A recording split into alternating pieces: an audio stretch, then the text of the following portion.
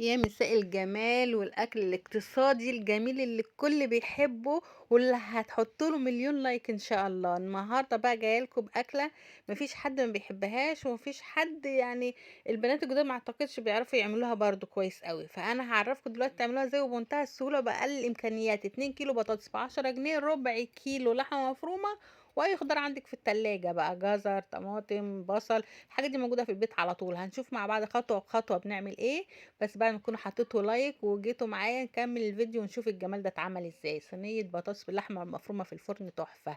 جبنا الاول الحله حطيناها على النار عشان خاطر نعمل اللحمه المفرومه المعصجه بتاعه البطاطس. نجهزها ونسيبها تبرد شويه على ما ايه نشوف هنعمل ايه مع بعض. هنسيح السمنه، وطبعا انتوا عارفين قبل كده عملنا اللحمه المفرومه المعصجه قبل كده مع بعض كذا مره. ولو انت عندكيش ربع كيلو لحمه يبقى اقل من ربع كيلو لحمه كمان ممكن تجيبي معاها فول صويا بيتحط مع اللحمه المفرومه، تنقعيه شويه وتحطيه معاها. بياخد طعم اللحمه وشكل اللحمه المفرومه ويرمي كميه غير طبيعيه معاكي. مع الخضار اللي هتحطيه مع كميه البصل الحلوه هيبقى بمنتهى التوفير وفي منتهى الجمال، وعلى قد ما تقدري وفري وتصرفي وكتري اكلك وبمنتهى وفي قيمه غذائيه. هنا حطينا اللحمه نشفنا ميتها زي ما احنا متعودين، وحطينا عليها ملح، فلفل اسود، بابريكا، ثوم باودر، بصل باودر، معلقه بهارات صغيره من كل حاجه، وبصلايه كبيره مفرومه. متستخسريش في البصل مع اللحمه المفرومه تبقى في منتهى الجمال. بقولك لو عندك فول صويا بلاه كده نقعاه تصفيه من ميته وتحطيه مع اللحمه المفرومه هيرمي معاكي ضعف الكميه، ومش هيبقى له اي طعم خالص. هنا عندي جزرايه نص جزرايه مبشوره، حتتين فلفل الوان تحطيهم، عندك فلفل اخضر حطيه. طبعا لسه هنحط البهارات، حطينا البهارات، هنحط ملح بعد كده نملحها. في منتهى الجمال، اكله سريعه وسهله. زودنا حته سمنه عشان خاطر الخضار كتير، وطعمها في منتهى الجمال. هنشوف مع بعض وصلنا ايه. دي الطماطم حطيناها في الاخر اهي. الطماطم ب5 جنيه ب4 جنيه، وامبارح كانت في السوق 3 كيلو ب10 جنيه. يعني استفادوا على قد ما تقدروا من الخضار في الاكل. كل ما لو انتوا اكلوه كل ما كان كله قيمة غذائية. هنا قورنا البطاطس، وادي اللحمة المفرومة بردت. هنحشي بقى البطاطس. الاول هنحمرها. هنحشي ايه؟ نحمر البطاطس. عايزه تعمليها نيه في نيه على فكره مفيش مشكله، الزيت غالي هو كمان. زي ما بتعملي البطاطس احشيها وهي نيه كده، ورصيها في الصينيه وغطيها تاخد لها غلوتين على النار، وبعد كده بحطيها في الفرن مفيش مشكله. عايزه تقليها تاخدي طعم دي طعم ودي طعم بصراحه.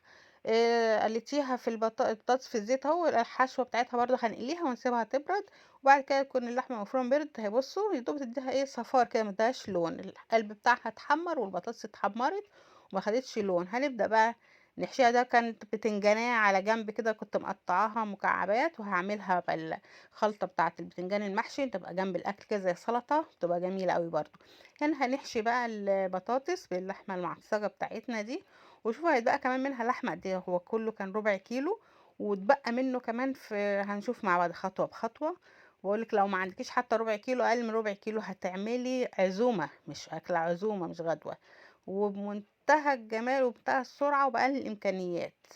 وطبعا مفيش حد مبيحبش البطاطس المحشية دي، بتبقى طعمة جدا.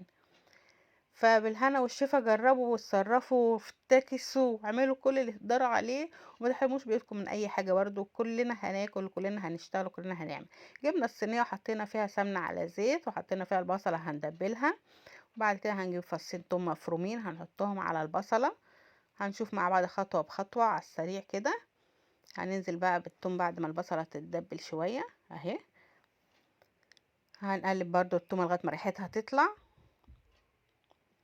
والله في منتهى الجمال. ادي البطاطس، القلب البطاطس اللي احنا طلعناها بقى اللي حمرناها، هنقلبها مع البصل والثوم شوية في السمنة والزيت كده. وبعد كده هنجيب بقى اللحمة المفرومة. بصوا ده كمان لحمة مفرومة العصاجة اهي، هننزلها عليهم نقلبهم مع بعض برضو ياخدوا من طعم بعض. وبعد كده هنجيب الصلصه اللي احنا كنا مفرزينها. طبعا انتوا شفتوا الفيديو بتاع الصلصه المفرزه، اللي ما شافهاش هتشوفوا لونها عامل ازاي وفي منتهى الجمال في الاكل عامله ازاي. طبعا هنا حطينا فلفل اسود وحطينا ملح. ملحنا اكلنا، لازم خطوه بخطوه نملح اكلنا وندوقه ونظبط ملحه، اهم حاجه لا تبقى حادقه او لا تبقى عذبه. مع بعض اهو. بصوا شوف شكل الاكل حتى يفتح النفس، وطبعا الطعم اكيد. بصوا بقى الصلصه لونها جميل ازاي. ولسه هزود صلصه تاني عشان خاطر الصينيه دي كل ما بتغلي كل ما بتبقى عايزه صلصه. والطماطم الحمد لله ماليه السوق اليومين دول اهو. هنحط لها بعد كده شويه ميه، نزود الصوص بتاعها ده شويه. عشان لسه هنحط فيها البطاطس. هنزود حبة مية اهي، حسيناها ان احتاجت صلصة احط لها لون، حبة صلصة كمان تدي لون كمان. وفي منتهى السرعة بصوا، على طول حطينا شوية صلصة كمان تدي لون احمر حلو كده. الصينية طول ما لونها احمر وحلو كده كل ما تفتح النفس. بعد كده هنجيب بقى البطاطس اللي احنا حشيناها، هنشوف بقى هنرصها في الصينية. نظبط الملح اهم حاجة. يعني والله الواحد مش عارف يعمل ايه ولا يعمل ايه عشان خاطر يعني ما يخليش بيته محروم من حاجة، وفي نفس الوقت الميزانية تكفي. واهو طماطم متقطعة، فلفلاية خضراء، مع الاكل بتعمل ريحة وطعم في منتهى الجمال. ونرص بقى بقية الصينية. بصوا شكلها في منتهى الجمال والله، وطعمها كان تحفة. الف هنا وشفا على اللي بيشوف وعلى اللي بيعمل وعلى اللي هياكل ولا على الاكل. بصوا نحط بقى صلصة كده، نغطي البطاطس بالصلصة بتاعتها كده. شايفين الجمال؟ سيبها بس تغلي غلوتين على النار، بعد كده تروحي مدخلاها الفرن. تاخد بقى ايه التشميعه الاخيره، ما تسيبهاش تنشف قوي برضو في الفرن عشان وانتوا بتاكلوها متبقاش ناشفه قوي. وكله بالهنا والشفا. هنعمل بقى جنبها شويه رز بالشعريه على السريع كده. وطبعا كله بيعرف يعمل الرز، بس الطريقه دي يعني اكتر طريقه تضمن لك ان الرز يبقى مفلفل وحلو مبقاش معجن. هنحط معلقتين سمنه او 3 على حسب بقى كميه الرز اللي انت هتعمليها. انا هعمل 3 كوبايات رز. فانا هحمر الشعريه الاول، وهغلي ميه في الكتل تبقى جاهزه معايا، واغسل الرز. اهم حاجه اما تغسلي الرز تسيبيه في ميه، ما تصفوش وتسيبيه عشان ما يتكسرش منك. طول ما انت سايباه في ميه الرزات تبقى سليمه سبحان الله. تصفيه من الميه تتكسر لغايه ما تحطيه في الشعريه، تسيبيه في ميته. اول ما تلاقي الشعريه بدات تلون كده تروحي مصفيه على السريع وتروحي مسقطاها على طول. ما تصفوش وتسيبيه جنبك. اهو هنحمر الشعريه الاول. طبعا الشعريه لازم تاخد لون حلو كده معانا ذهبي.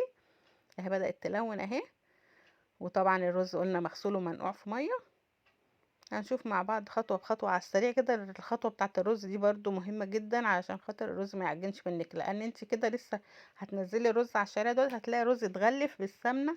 والحمد لله يعني ان شاء الله ما يعجنش منك. وكمية المية، كل كوباية رز عليها كوباية مية.